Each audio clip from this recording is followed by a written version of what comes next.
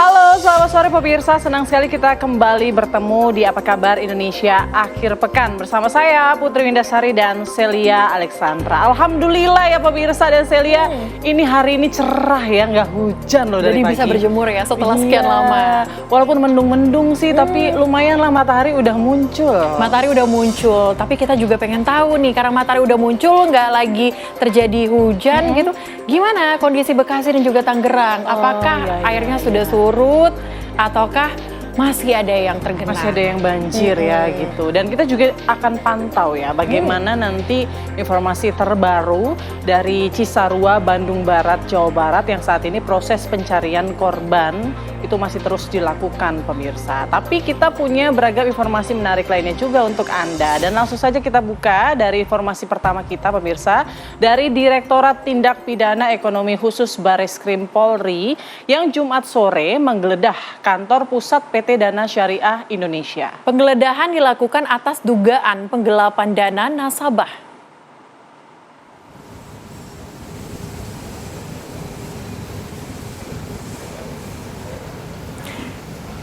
Dari penggeledahan ini, polisi menyita sejumlah dokumen sebagai barang bukti.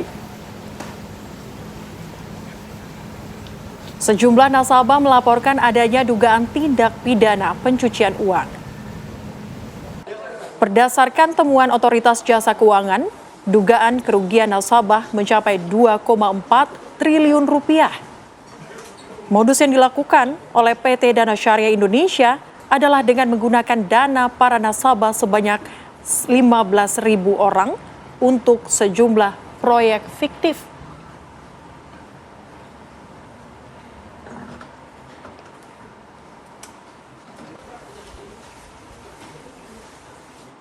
Pembukuan laporan keuangan PT DSI termasuk dalamnya juga ada tindak pidana pencucian uang atas penyaluran pendanaan dari para borrower atau para korbannya ini yang diduga tidak sesuai dengan peruntukannya dengan modus penggunaan proyek fiktif yang menggunakan data ataupun informasi dari borrower existing.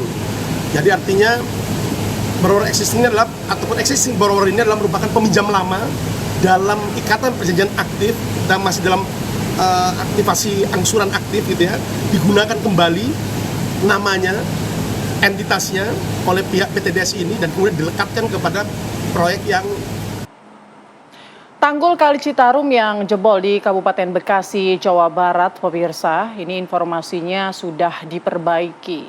Perbaikan tanggul ini pemirsa untuk mencegah luapan sungai yang lebih parah membanjiri pemukiman. Hanya saja perbaikan tanggul baru dilakukan secara sementara, belum permanen. Perbaikan sementara dilakukan TNI dibantu oleh masyarakat, yaitu dengan menambal tanggul yang jebol dengan tumpukan karung pasir, serta bambu dan juga kayu. Selain membantu perbaikan tanggul, anggota TNI juga membantu evakuasi warga yang terjebak banjir luapan Kali Citarum.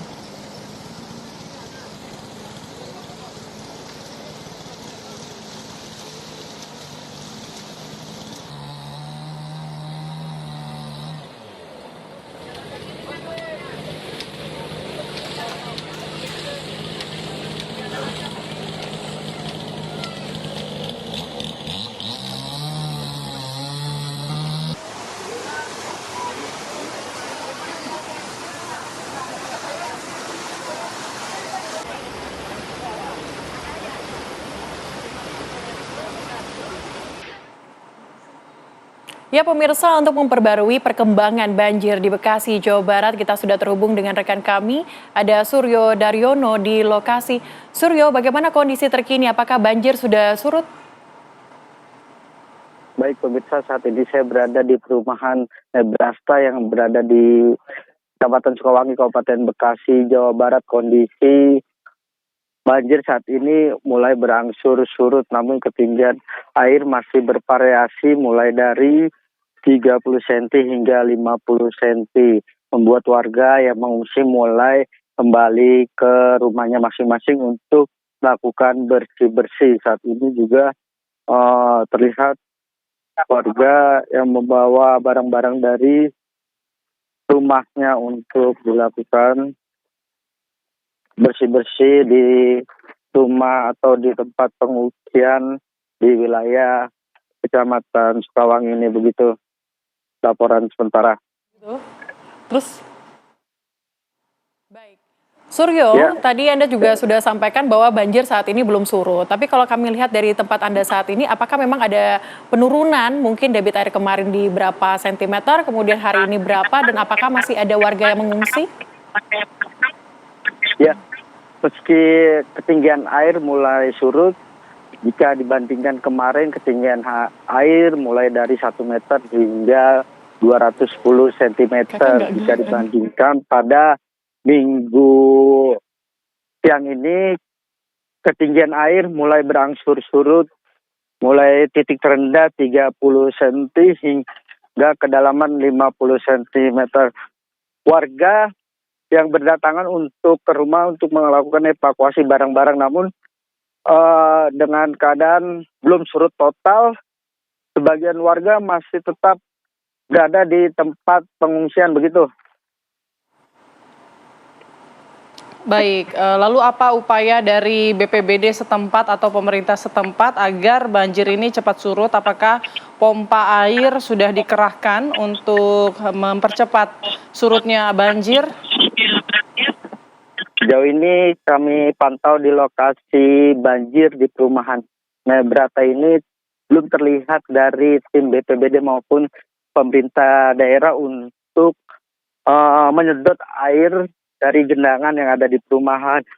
Warga juga berharap adanya penanganan serius dari pihak BPBD Kabupaten Bekasi maupun pemerintah untuk segera menangani air yang saat ini masih mengenangi di perumahan Nebraska Sukawangi itu. Begitu. Oke. Baik Suryo, tapi kalau kita tahu kalau banjir di Bekasi ini biasanya terjadi akibat dari luapan kali juga. Apakah luapan di Kali Citarum ini memang sudah mulai turun debit airnya atau bagaimana kondisi terkininya? Untuk pantauan kami di lokasi banjir memang debit air mulai turun jika dibandingkan kemarin hingga siang tadi. Kita lihat cuaca saat ini mulai timbul sinar matahari untuk meringankan debit air yang lebih tinggi. Begitu pantauan kami di lokasi banjir saat ini. Baik, terima kasih laporannya Suryo Daryono dari Kabupaten Bekasi, Jawa Barat. Ya pemirsa, banjir hingga saat ini masih merendam perumahan Villa Mutiara Pluit, Priuk Damai, Kecamatan Priuk, Kota Tangerang, Banten. Ya, luapan Danau Situ Bulakan serta jebolnya tanggul di aliran Kali Sabi. Sudah ada rekan kami yang memantau situasinya dan berikut kami hadirkan laporan selengkapnya dari rekan tim TV One. Pemirsa, banjir hingga saat ini masih merendam perumahan Villa Mutiara Pluit, Priuk Damai, Kecamatan Priuk, Kota Tangerang, Banten. Banjir saat ini diperkirakan memiliki ketinggian 3 hingga 3,5 meter yang merendam rumah warga dan juga kendaraan milik warga seperti sepeda motor maupun mobil. Pada saat ini warga terpaksa untuk mengungsi karena ketinggian air ini hingga mencapai atap rumah. Dan bahkan Anda dapat saksikan di belakang saya ini merupakan rumah-rumah yang terendam air banjir yang ketinggiannya ini hampir mencapai atap rumah. Warga sudah tidak lagi menetap di rumahnya namun mengungsi ke posko pengungsian yang kemudian sudah disediakan oleh pihak RT RW setempat agar warga bisa beraktivitas normal seperti biasa. Anda dapat saksikan peliharaan seperti burung-burung milik warga masih terjebak di rumahnya. Dan bahkan juga pemirsa, saya akan tunjukkan kepada Anda wilayah yang dulunya ini merupakan taman bermain dan juga tempat untuk parkir kendaraan warga sekarang dipenuhi oleh genangan banjir. Tidak hanya itu pemirsa, akibat dari banjir ini menyebabkan menyebabkan listrik dan juga air di wilayah ini juga tidak berfungsi, sehingga warga terpaksa untuk mengungsi ke posko pengungsian untuk bisa mendapatkan akses listrik dan juga air bersih agar bisa beraktivitas sehari-hari. Diketahui bahwa banjir yang ada di perumahan Villa Mutiara Pluit ini disebabkan karena jebolnya pembatas antara Kali Sabi dengan perumahan warga. Bahkan jebolnya ini mengakibatkan salah satu rumah ini akhirnya ambruk, bahkan juga hancur atapnya dikarenakan air yang cukup deras yang mendorong perumahan tersebut yang akhirnya hancur. Untuk mengetahui pemirsa apa sih sebenarnya penyebab pasti dari banjir ini, kami sudah bersama dengan Ketua dari RW 11 ini sudah ada Bapak Sumpeno yang hadir bersama kami. Halo Pak. Ya, selamat siang Mbak. Assalamualaikum. Ya, waalaikumsalam Pak. Pak, bisa diceritakan banjir ini terjadi sejak kapan? Untuk banjir di RW 11 terjadi hari Jumat pagi kurang lebih jam 8:30. Awal mula air ini berasal dari Situ Bulakan yang berbatasan dengan RW 013 meluap menjebol perbatas antara RW 13 dengan RW 8. RW 8 berbatasan dengan RW 11 dan akhirnya dengan dorongan air yang ada, tembok warga pun jebol dan akhirnya menyebabkan banjir seperti sekarang ini. Saat ini apakah seluruh warga sudah berhasil dievakuasi atau sebagian dari mereka masih menetap di rumahnya masing-masing? Sebenarnya kalau secara mungkin salah satu dua ada yang merasa pusing, sakit perut, dan kita kebetulan memang dari pihak dinas ada pusat kesehatan yang dipusatkan di Masjid Al-Jihad RW 08. Sementara mungkin yang agak tersendat logistik karena memang kapasitas di posko utama kelurahan terbatas, jadi kadang-kadang kita harus menunggu kiriman dari kecamatan atau pihak lain. Terakhir nih Pak, apa sih harapan Bapak ke pemerintah daerah ataupun pemerintah pusat mengenai banjir di kawasan Tangerang ini, khususnya di Villa Mutiara Pluit? Mohon kiranya dari pihak pemerintah Kota Tangerang, Provinsi Banten dan pemerintah pusat sekiranya untuk memperbaiki tanggul kali dan kali yang ada di Sungai Cirarap beserta danau yang ada di belakang RW 013 untuk tanggulnya diperkuat agar suatu saat ada beban air yang lebih tidak akan roboh atau jebol. Baik, terima kasih Pak atas waktunya, atas perbincangannya bersama kami. Kita sama-sama mendoakan dan juga berharap agar kemudian banjir di kawasan Villa Mutiara Pluit ini segera surut. Dari Tangerang, Banten, Sekarwanda, Indra Galih, TV One mengabarkan.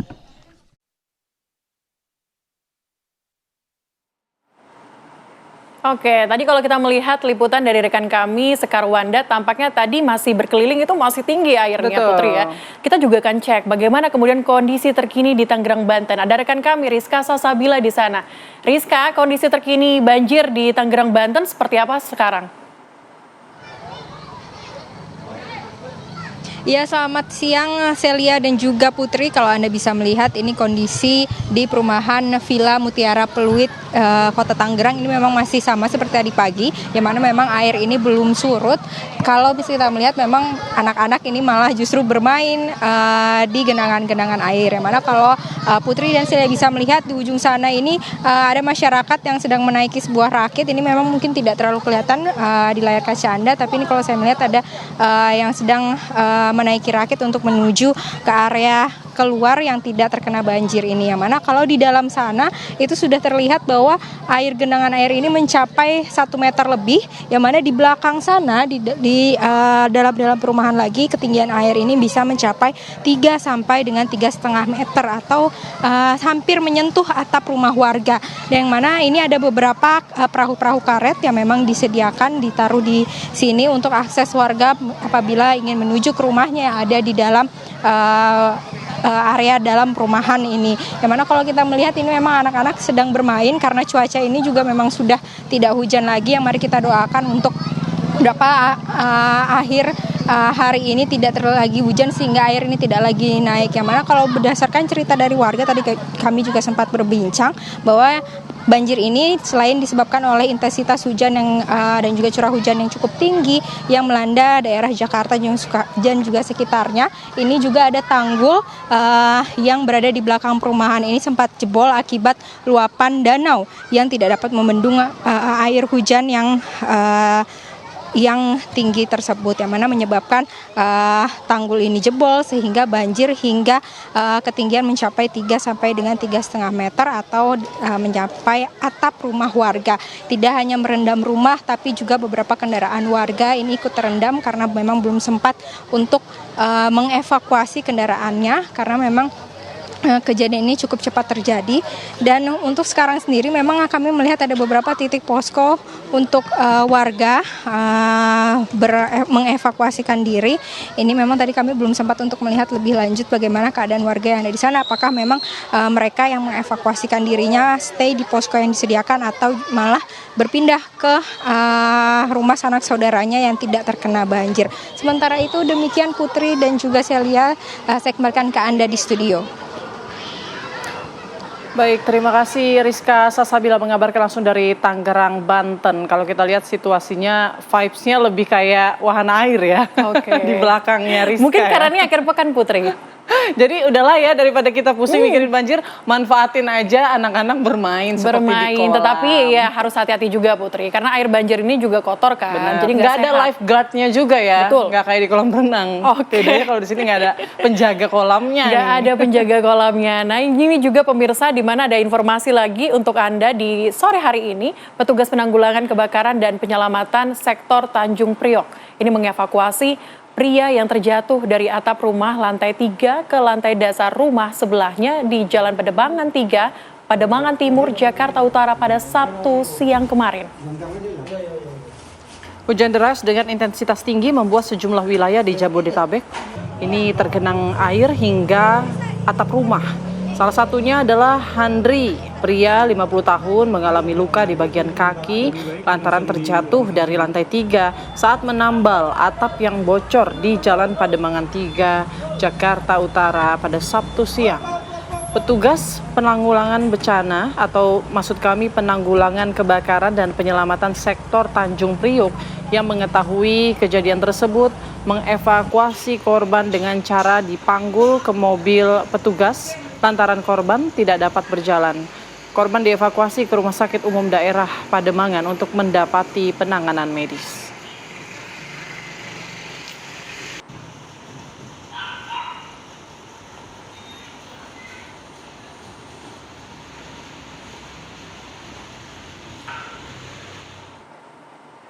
Banjir setinggi 60 hingga 80 cm ini masih merendam kawasan pergudangan Duta Harapan Indah, Teluk Gong, Jakarta Utara pada Sabtu siang. Seperti kata Putri tadi pemirsa, banjir juga dimanfaatkan warga jadi wahana hiburan dadakan dan menangkap ikan.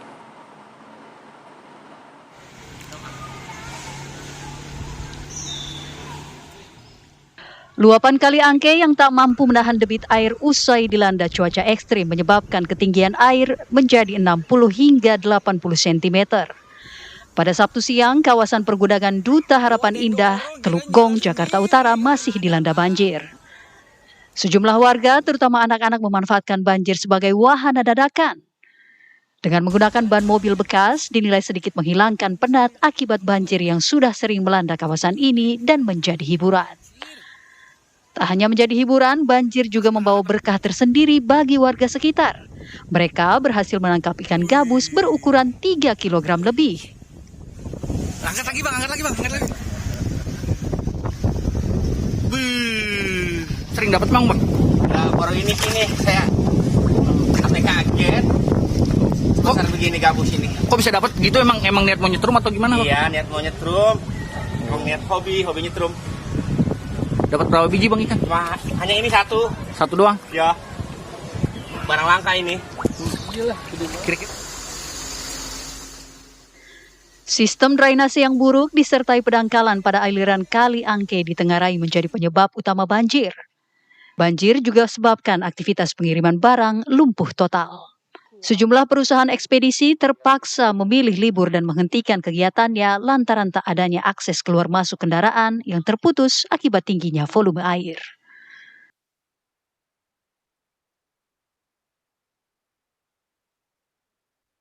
Akses di sini saya lihat sih terputus, Pak. Terputus dan juga aktivitas ini terganggu. Mobil yang pendek itu bisa lewat ke akses ini. Volume air di aliran Sungai Kaliangke meluap akibat debit air yang tinggi. Alhasil, pemukiman warga dan kawasan pergudangan dilanda banjir sejak Kamis sore. Dari Jakarta, Dava Akbari, TV One mengabarkan.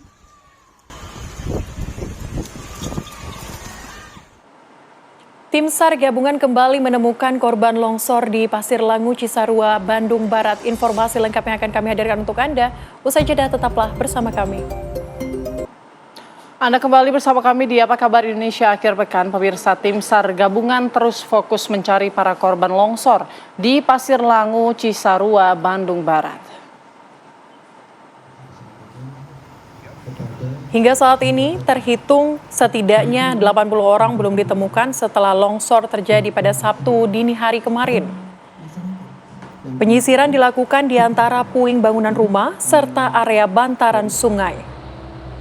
Area pencarian juga diperluas dengan bantuan pemetaan udara menggunakan drone. Anjing pelacak turut diterjunkan untuk membantu pencarian para korban. Kendala yang dihadapi tim SAR saat ini adalah cuaca di lokasi yang cepat berubah dari bersahabat menjadi cuaca buruk. Daerah longsor terhitung sepanjang lebih kurang 2 km yang dihitung dari mahkota longsor hingga lidah longsor. Dari operasi SAR hari pertama kemarin, terdata 12 kantong jenazah telah diserahkan ke tim DVI untuk diidentifikasi. Dari jumlah itu, 6 jenazah diantaranya sudah diserahkan kepada keluarga.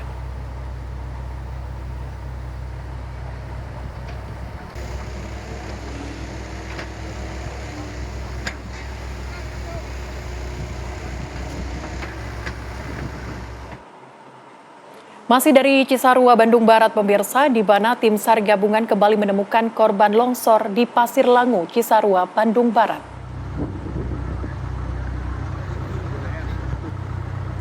Dua korban ditemukan di bawah timbunan material longsoran dalam keadaan meninggal dunia. Satu korban adalah anak laki-laki dengan perkiraan usia 10 tahun dan satu lagi adalah seorang laki-laki dewasa. Kedua korban ditemukan 1 jam setelah operasi SAR hari kedua dimulai pagi tadi. Diduga kedua korban adalah pasangan ayah dan anak. Korban lalu dibawa ke posko DVI di Puskesmas Pasir Langu untuk proses identifikasi.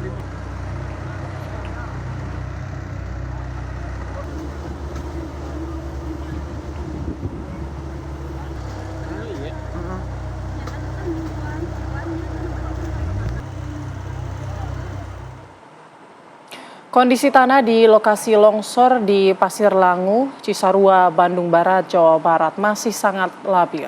Begitu labil sampai proses pencarian korban harus dihentikan sementara secara mendadak.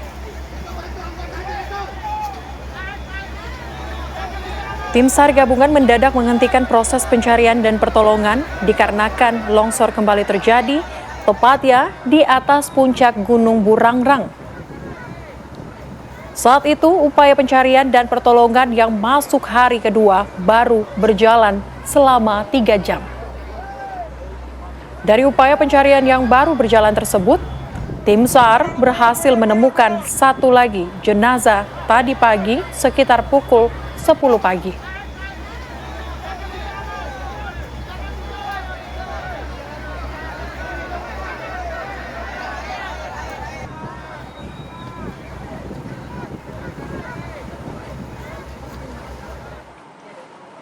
Seperti apa update terkini dari lokasi longsor di Cisarua, Bandung Barat? Sudah ada rekan kami, Virgi Dainas, yang akan mengabarkan untuk Anda pemirsa. Virgi, bagaimana kemudian proses evakuasi dan pencarian yang dilakukan hingga sore hari ini?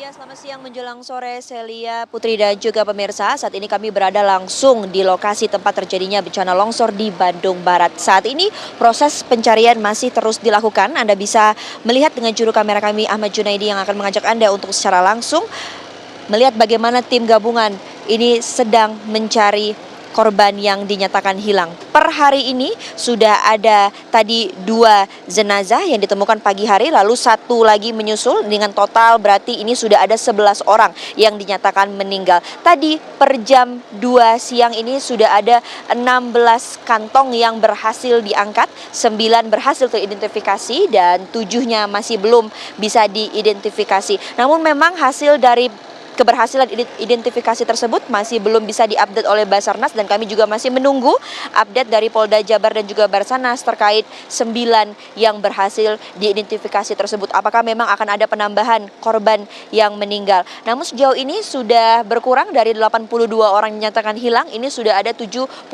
orang yang masih dinyatakan hilang. Jika Anda melihat di layar kaca sekarang, Anda bisa membayangkan betapa sulitnya mencari korban yang hilang, karena ini bukan merupakan struktur bangunan yang rubuh, tapi melainkan sudah menjadi struktur satu kesatuan tanah yang padat dan juga sudah menumpuk. Berarti ini membutuhkan alat berat dan juga usaha yang sangat keras untuk bisa mencangkul setiap tanah yang ada. Dan juga tadi kami sempat bertanya pada Basarnas apa yang akan dilakukan agar ini lebih mudah. Mereka mengatakan bahwasannya sudah dibantu oleh anjing pelacak dan juga melakukan mapping struktur-struktur rumah bersama dengan warga yang pastinya paling mengetahui bagaimana area terjadinya bencana longsor ini. Dan untuk cuaca sendiri saat ini memang kalau kami bisa gambarkan cukup dingin, bahkan bisa dikategorikan sangat dingin. Sekarang ini juga menjadi salah satu tantangan bagi tim gabungan ini untuk mencari para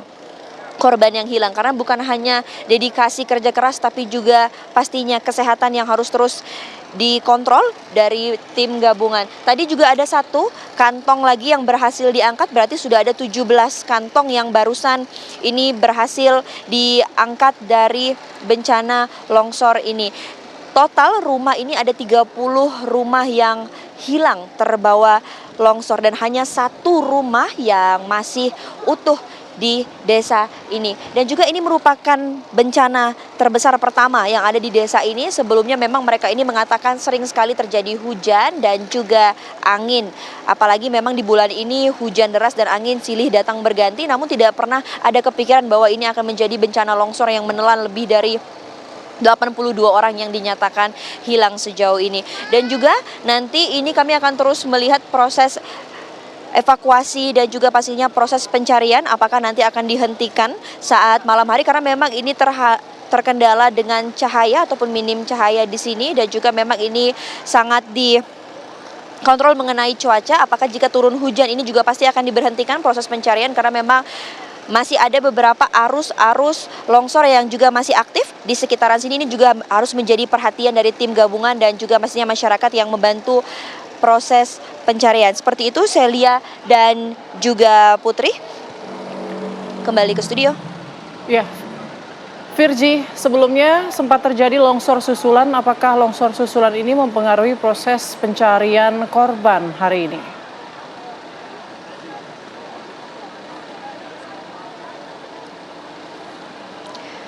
Ya Putri, kalau untuk longsor susulan ini hari ini kami sedikit koreksi, tidak ada terjadi longsor susulan seperti hari ini. Namun memang tadi sempat ada hujan yang cukup deras saat subuh hari sampai menjelang pagi ini ada hujan yang cukup deras. Ini sebenarnya dikhawatirkan oleh tim gabungan ini akan ada longsor susulan, sehingga tadi proses pencarian ini masih sedikit ditunda dan akhirnya dimulai pada sekitar pukul 9 atau pukul 10 pagi. Dan memang sekarang ini tantangannya adalah bagaimana caranya tim gabungan ini bisa meredam waktu, karena jikalau hujan turun ataupun saat mendung ini sudah menjadi antisipasi bersama, karena tidak hanya tenaga yang akan dikerahkan secara lebih keras, tapi juga nyawa ini juga akan bertaruh nyawa di tempat longsor ini. Dan sepertinya Anda bisa lihat ini sepertinya ada 1 jenazah yang maksud kami 1 kantong yang juga akan diangkat, terlebihnya ini sudah mulai berkumpul untuk ditemukan.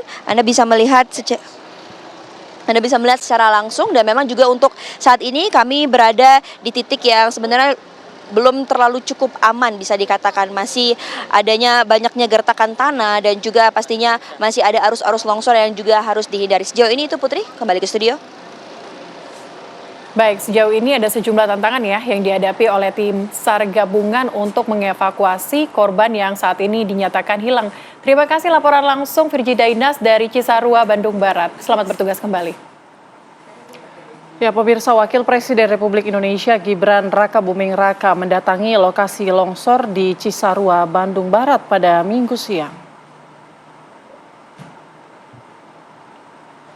Wapres Gibran meninjau langsung lokasi longsor di mana para petugas masih melakukan evakuasi. Gibran nampak berdialog dengan petugas di lapangan dan meninjau langsung dari pekarangan rumah yang terdampak longsor. Mantan Wali Kota Surakarta ini juga menyempatkan diri berbicara dengan para warga korban longsor yang masih bertahan di lokasi.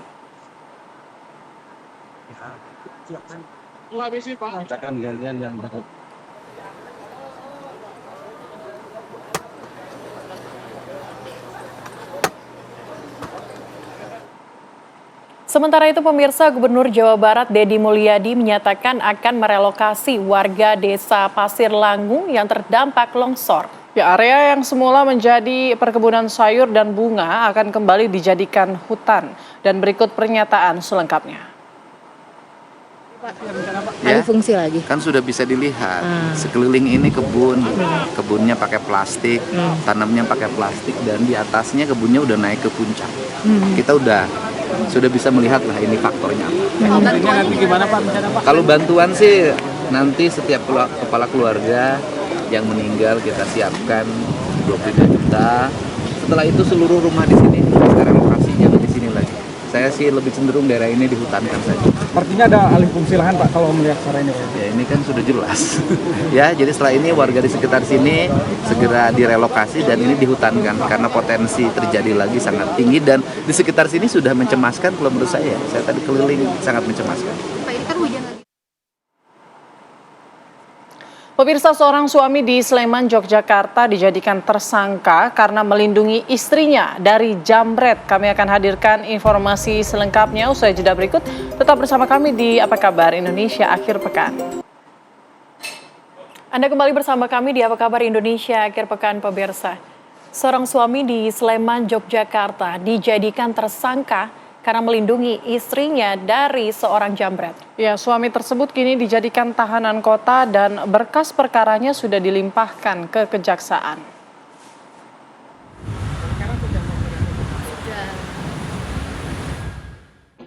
Arista Minaya tak bisa menahan kesedihan dengan kasus yang menimpa suaminya, Hogi Minaya. Sang suami ditetapkan tersangka oleh kepolisian dalam kasus kecelakaan lalu lintas.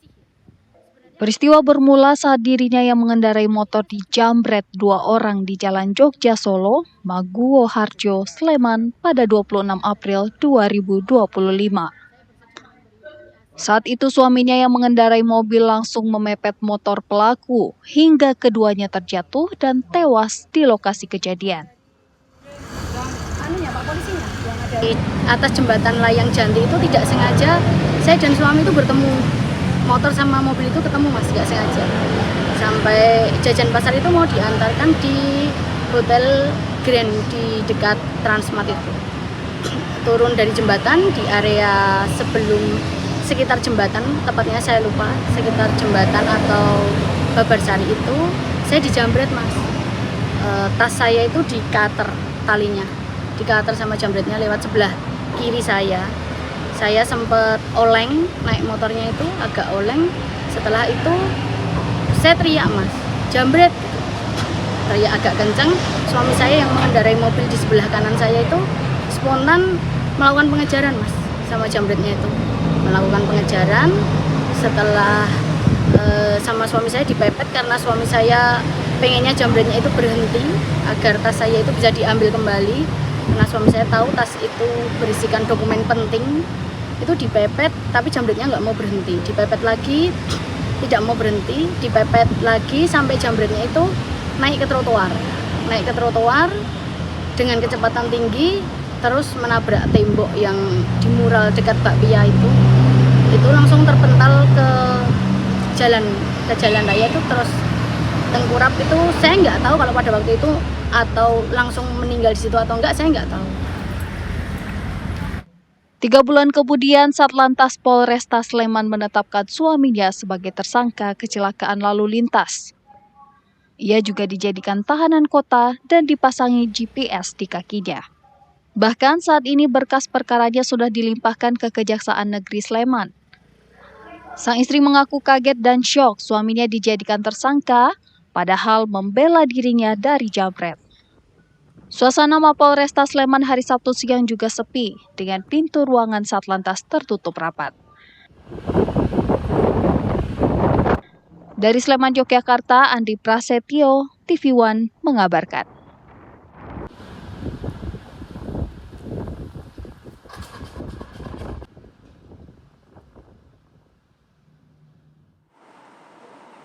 Kasus ini menjadi perhatian seluruh warga Indonesia. Bahkan Komisioner Kompolnas menyayangkan penetapan tersangka yang dilakukan pihak kepolisian.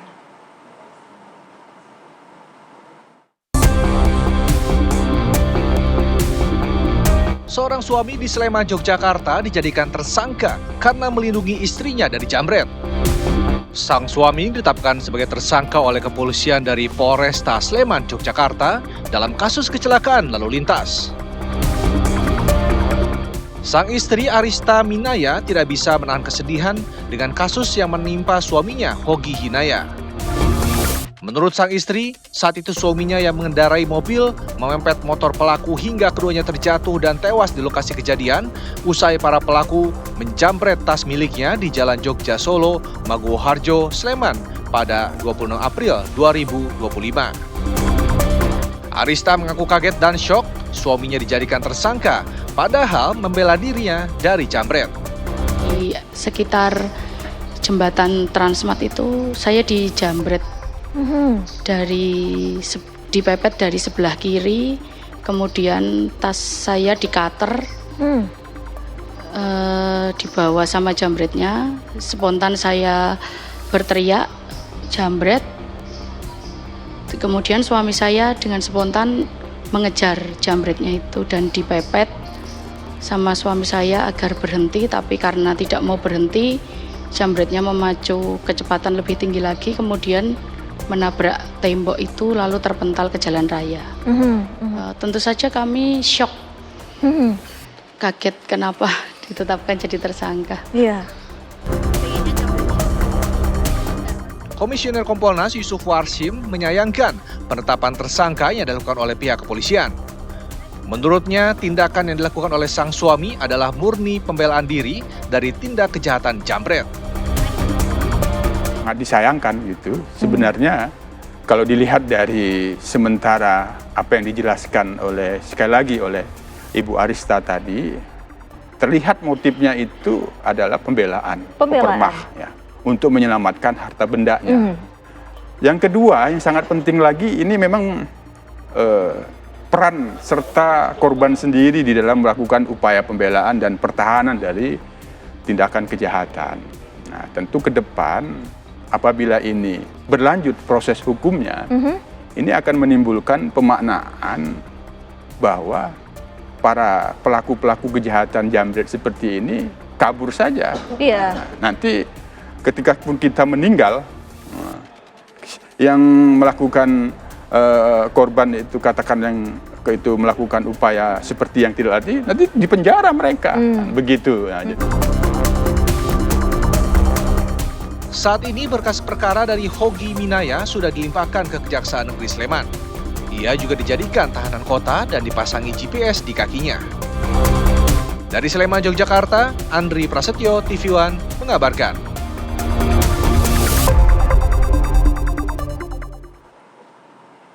Sementara itu pemirsa, Polresta Sleman, Yogyakarta ini juga turut buka suara terkait dengan kasus suami yang dijadikan tersangka usai menolong istrinya dari jambret ini pemirsa. Ya, Kapolresta Sleman, Kombes Edi Setianto menyebut kasus ini berlanjut ke proses hukum karena tidak ditemukan upaya damai dari kedua belah pihak.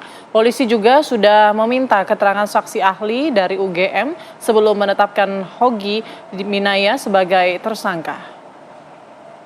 Nah, terhadap penanganan perkara ini ada dua yang ditangani. Yang pertama kasus pelaku curas penjambretan tersebut ditangani oleh Satreskrim Polresta Sleman. Karena kedua pelaku meninggal dunia, maka perkara tersebut gugur demi hukum dan dilakukan SP3. Dalam penanganan ini kami juga tidak melakukan penahanan terhadap tersangka. Sehingga pada saat ini berkas tersangka maupun barang bukti sudah dilimpahkan di Kejaksaan untuk dilakukan proses lebih lanjut.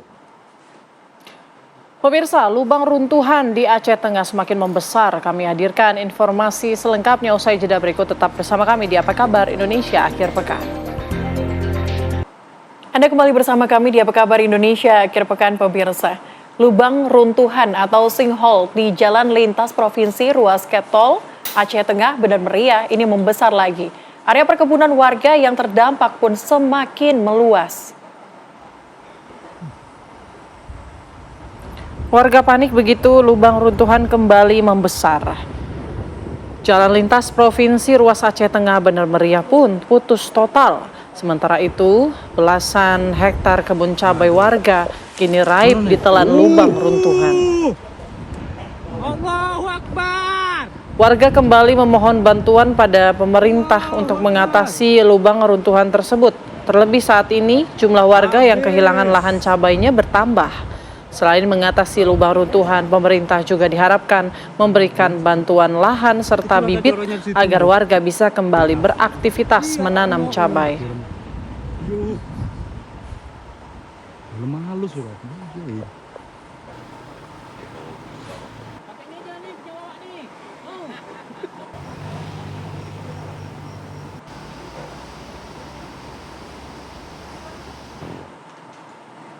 Kita beralih ke informasi lain pemirsa. Aksi unjuk rasa mahasiswa dan masyarakat di Kabupaten Luwu dan Luwu Utara Sulawesi Selatan masih terus berlanjut hingga Sabtu sore. Aksi tersebut dilakukan di Jalan Trans Sulawesi untuk menuntut pemekaran Kabupaten Luwu Tengah dan pembentukan Provinsi Luwu Raya. Beginilah antrian ratusan kendaraan yang terjebak macet panjang akibat aksi blokade di Jalan Trans Sulawesi oleh ratusan masyarakat dan mahasiswa Luwu Raya yang menyebabkan akses transportasi lintas Sulawesi lumpuh total. Masa menuntut pemekaran Luwu Raya menjadi provinsi atau daerah otonomi baru. Belasan truk ekspedisi dan armada BBM tidak dapat melintas sehingga kondisi ini menyebabkan pasokan BBM terhambat. Aksi blokade akan terus dilakukan secara bergiliran di sejumlah titik strategis hingga ada kejelasan dan komitmen nyata dari pemerintah pusat terkait pembentukan Provinsi Luwu Raya ini.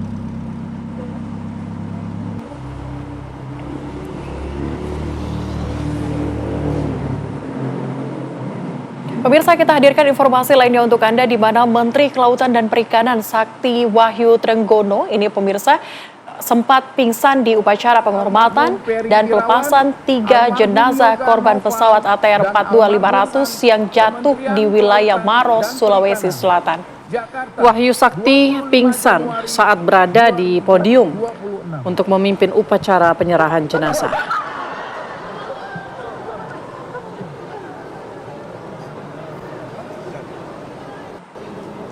Wakil Menteri KKP Didit Herdiawan menyebut Wahyu Sakti pingsan akibat kelelahan dan kini kondisinya sudah sadar. Penyerahan 3 jenazah berlangsung penuh rasa duka dengan dihadiri keluarga, sahabat korban dan jajaran pegawai KKP. Pegawai Negeri Sipil KKP mendapatkan kenaikan pangkat anumerta sebagai penghormatan usai gugur dalam operasi penugasan pengawasan sumber daya KKP lewat udara.